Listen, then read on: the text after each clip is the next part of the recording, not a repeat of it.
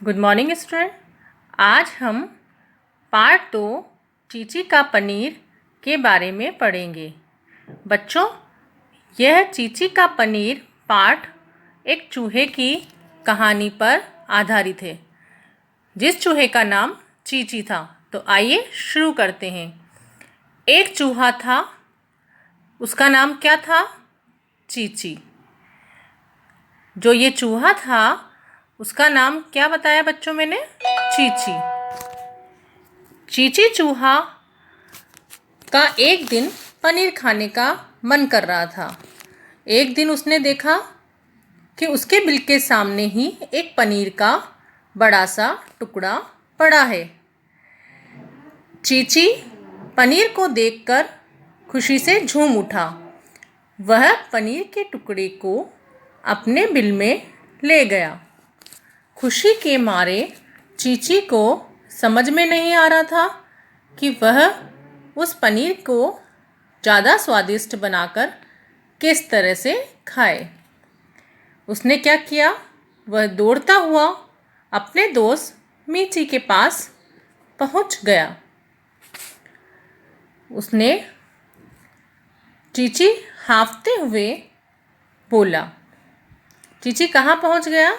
चीची दौड़ता हुआ अपने दोस्त मीची के पास पहुंच गया और हाँफते हुए वह मीची से बोला, देखो देखो, आज मुझे पनीर का टुकड़ा मिला है।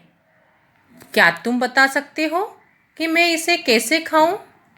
मीची ने जवाब दिया, इसमें नमक मिलाकर खाओ, इसका स्वाद कई गुना बढ़ जाएगा।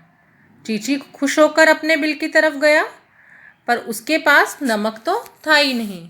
तो वह अपने दूसरे दोस्त छोटू के पास गया। छोटू हलवाई की दुकान चलाता था। चीची ने छोटू से पूछा, पनीर को स्वादिष्ट बनाकर किस तरह से खाऊं? छोटू ने कहा, तुम इसे चीनी में लपेट कर खाओ, इतना बढ़िया लगेगा कि मैं तुम्हें क्या बताऊं। चीची के मुंह में पानी आ गया, लेकिन उसके पास चीनी तो थी नहीं। छोटू से उसने कहा, अपनी दुकान में से थोड़ी सी चीनी मुझे दे दो। चीची खुश होकर अपने बिल की तरफ दौड़ा।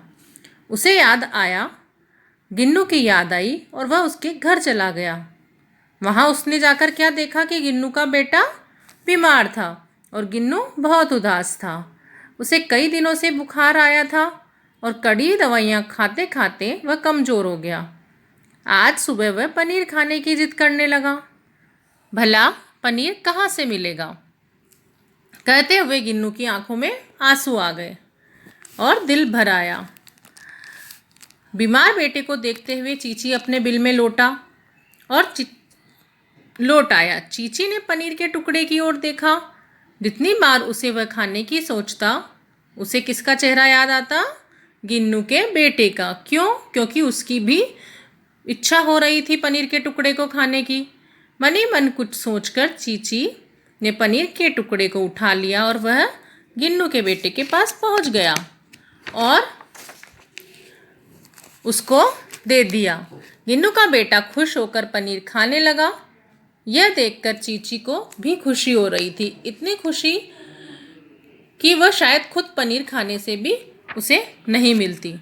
तो बच्चों, यह कहानी किस पर आधारित है? यह कहानी मिल बांटकर चीज़ों को खाने पर आधारित है। धन्यवाद।